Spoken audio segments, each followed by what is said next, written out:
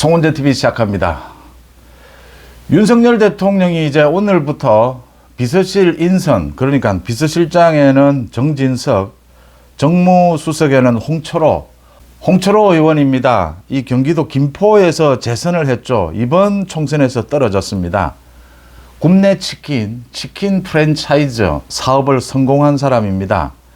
굉장히 사업도 해봤고 해서 실용적이고 이 친화력이 좋습니다.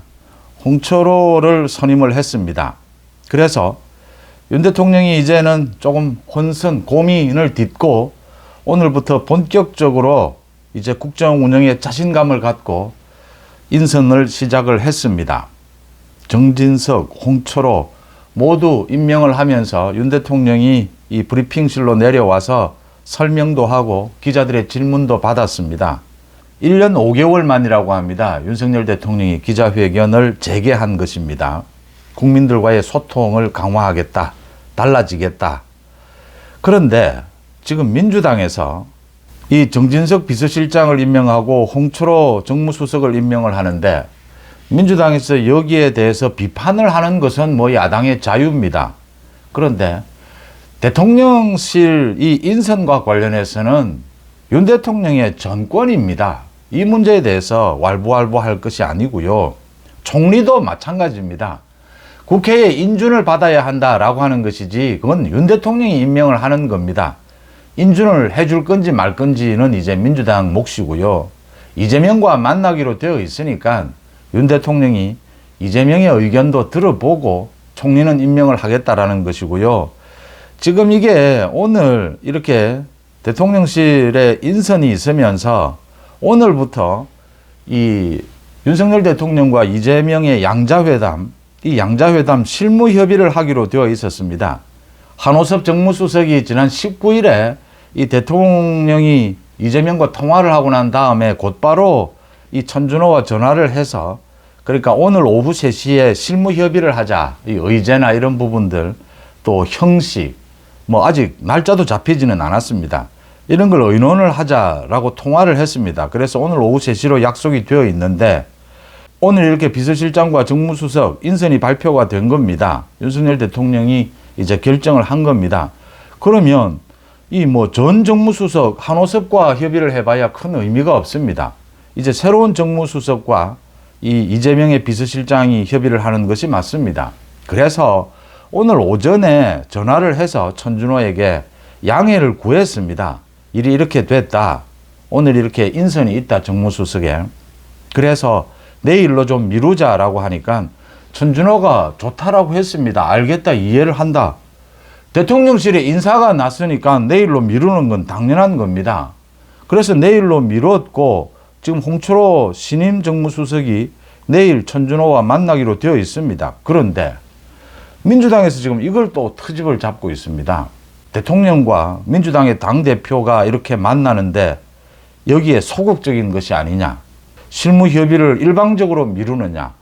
일방적으로 미룬 게 아니고 사전에 양해를 구했고 인사가 있으니까 당연히 미룰 수밖에 없는 겁니다. 천준호도 이렇게 양해를 했는데 민주당이 또 갑자기 민주당이 지금 윤석열 대통령과 이재명이 만나는데 기선 이 삿바 싸움 하자는 겁니까? 기선을 잡아야겠다 이런 겁니까? 여기에 기선을 잡고 이럴 게 뭐가 있습니까? 민생에 대해서 협의를 해서 합의되는 부분이 있으면 합의를 한다라는 것인데 지금 민주당의 이런 태도입니다. 이거 거짓말인 겁니다. 사전에 양해를 구하고 내일로 미뤄뒀는데 이걸 가지고 지금 또 일방적으로 취소를 했다. 사전에 전화를 해서 양해를 했는데 이게 무슨 일방적인 취소입니까? 이재명이 지금 윤석열 대통령과 통화하고 난 다음에 지난주 금요일 날 19일입니다. 이 유튜브를 통해서 당원들과의 그 대화 유튜브를 통해서 가장 우선해서 25만 원 전 국민에게 살포하는 것 이걸 요구하겠다라고 했습니다. 이게 지금 대화하겠다는 태도입니까? 오늘 또 이렇게 양해를 구했는데도 일방적으로 취소했다라고 거짓말을 합니다. 대변인을 시켜서. 이 천준호가 자기가 지금 전화를 받았습니다. 한호섭의 전화를 받고 양해를 한다, 인선이 있으니까 어쩔 수 없겠구나라고 해놓고선 일방적으로 취소했다. 윤 대통령이 지금 이재명과 이 만나는 것에 대해서 소극적이다 이러고 있습니다. 이 거짓말을 하는 민주당 이재명과 지금 만나는 것이 뭐 만나기로 했으니까 만나긴 해야 합니다.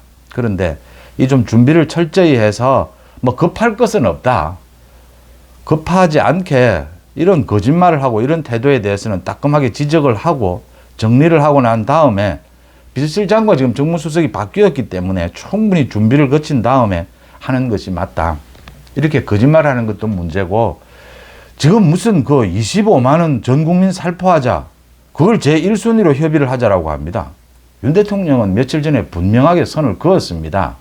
현금 살포는 포퓰리즘, 지금도 적자 재정이다. 이건 뭐 나라의 재정을 망치는 것이다. 다른 방법이 많이 있습니다. 서민들을 지원하는 다른 방법들이 정책들이 많이 있습니다. 윤석열 정부도 그동안 그것을 쭉 시행해 왔습니다. 이재명과 만나기로 한 만큼 만나기는 해야겠지만 윤석열 대통령이 오늘부터는 인선도 하고 이제 국정기조를 딱 바로 세우고 그 다음 충분한 준비를 거쳐서 이런 뭐 잡음들이 나오지 않으면 나올 게 예상이 되지 않을 정도로 충분히 준비를 한 다음 이재명과 만나는 것이 맞겠다 이렇게 보입니다.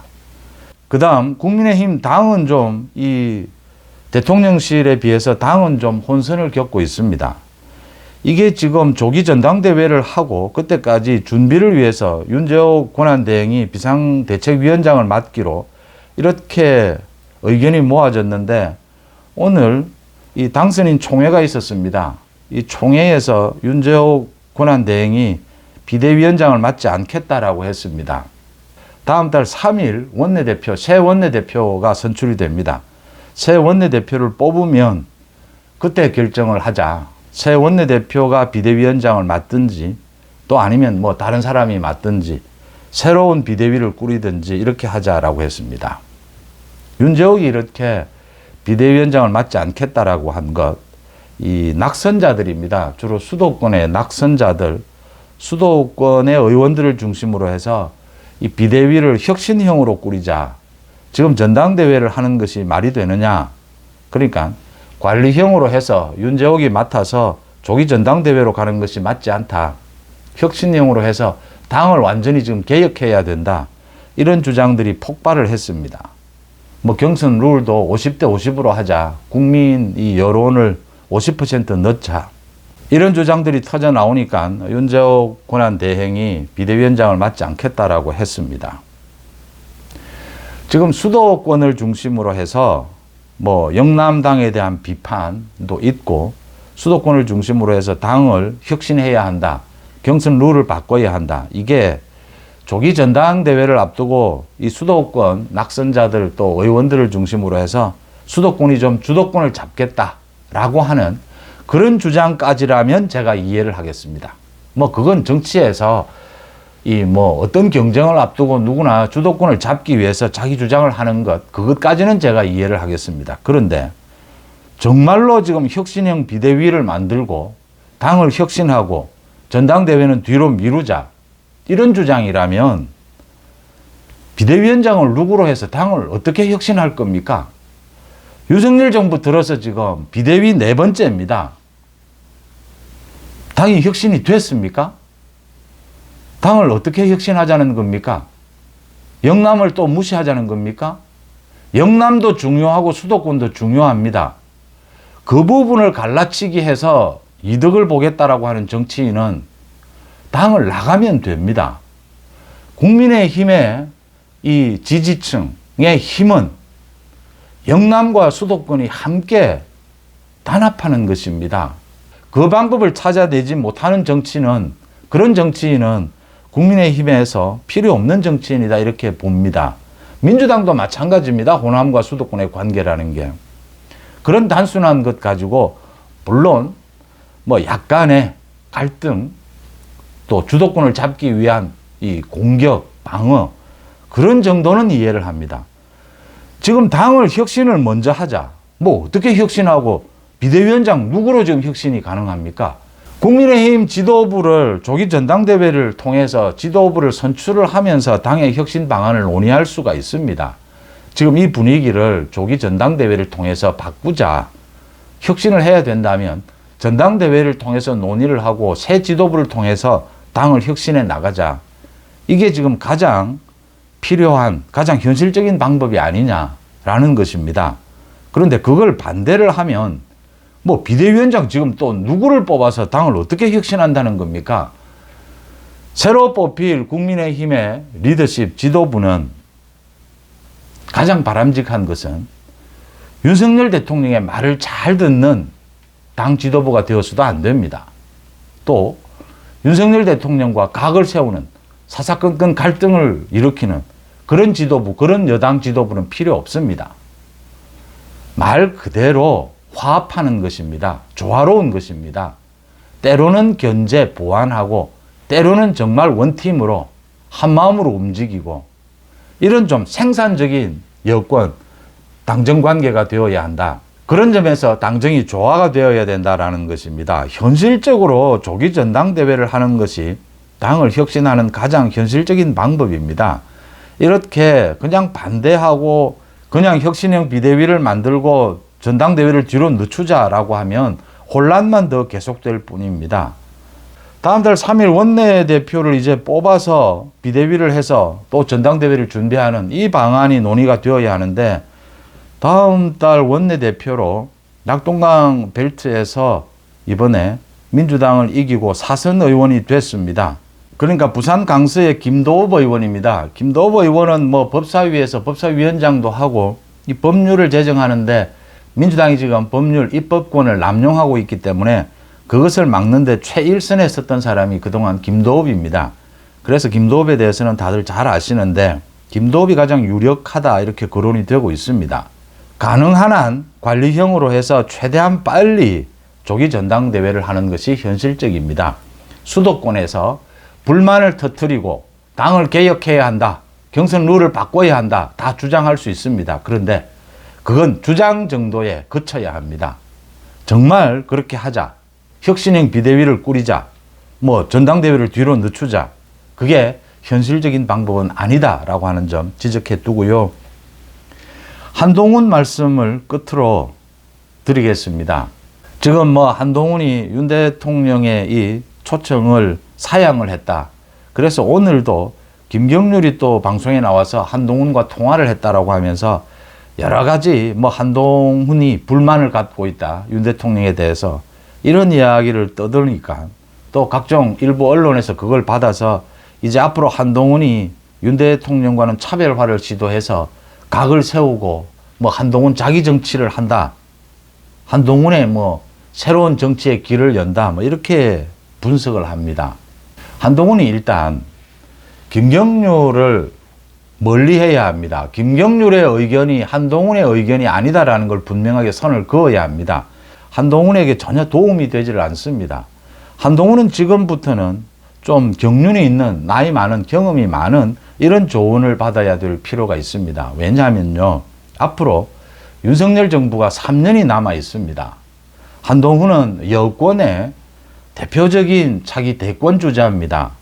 윤석열 대통령과의 관계, 또 앞으로 여권 내에서 차기 대권 주자가 되고 한동훈의 말처럼 공공선을 실현하는 그런 상식적인 정치를 해 가려면 여권을 위해서 또 국민을 위해서 이제는 굉장히 좀 예민하고 섬세한 한동훈의 말처럼 정밀한 정무 감각이 필요합니다. 그건 경험이 많아야 한다, 경륜이 필요하다라고 하는 점입니다. 한동훈이 그런 점에서 이제 좀 김경률이나 이런 좀 선을 긋고 한동훈이 이 지금 조금 전에 말씀을 드렸던 전당대회를 언제 할 거냐 이것과 비슷한 겁니다. 한동훈이 윤 대통령과의 관계를 어떻게 설정하느냐, 윤 대통령과의 관계를 뭐 다른 길, 새로운 길을 모색한다, 그게 지금 나올 수 있는 이야기입니까? 그런 이야기를 하는 김경률이 정무 감각이 쓰레기 수준인 겁니다. 한동훈은 누구보다도 지금 윤 대통령과 한동훈의 사이를 이간질하기 위해서 김경률뿐만이 아니고 홍준표도 마찬가지입니다. 홍준표 자기가 이런 이야기를 합니다. 지금 윤석열 정부를 지금 뭐 지원해야 한다, 또 어려울 때 민주당은 잘 단합이 되는데 우리 국민의힘은 언제나 분열된다. 국민의힘의 분열을 가장 앞장서서 분열을 일으킨 사람이 홍준표입니다. 내분을 일으키고 있는 사람이. 그게 윤석열 정부에 도움이 되는 겁니까? 꼭 이재명과 같은 행태입니다.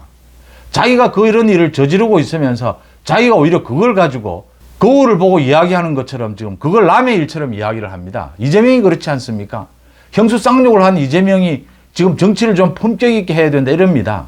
이 코미디 아닙니까? 홍준표 마찬가지입니다. 이걸 보면서 물론 한동훈 위원장도 이제 한동훈 자기의 정치를 해야 합니다. 그 자기의 정치는 윤석열 정부를 지원하고 윤석열 대통령과 보조를 잘 맞추고 때로는 또 윤석열 정부를 보완하고 또 견제가 필요하다면 견제하고 그러는 과정 속에서 3년 남은 과정 속에서 한동훈의 정치를 꽃피울 수 있을 것이다 라는 점입니다. 이런 것은 지난 총선과는 또 달리 경륜이 필요한 부분이다 라는 것을 한동훈 위원장이 깊이 좀 생각을 하고 윤 대통령과 하루빨리 이 비대위 오찬, 윤 대통령이 초청을 했으니까 빠른 시일 내에 오찬을 하는 것이 맞다 이렇게 보입니다. 3년은 굉장히 긴 시간입니다. 긴 시간 한동훈 위원장이 정말 이 국민의힘 지지층 대다수가 윤석열 정부도 지지하고 또 겹쳐 있습니다. 한동훈 위원장을 지지합니다. 왜냐하면 그게 정치 개혁이기 때문입니다. 새 정치이기 때문입니다. 뭐 정치를 처음 해서 좀 서툰 부분이 있어도 이 정치 개혁으로 지원을 하고 있는 겁니다. 지지를 하고 있는 겁니다.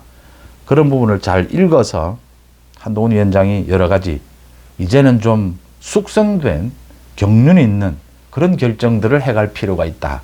이 부분을 지적을 합니다. 여러분들은 어떻게 보십니까? 송은재TV 마칩니다. 고맙습니다.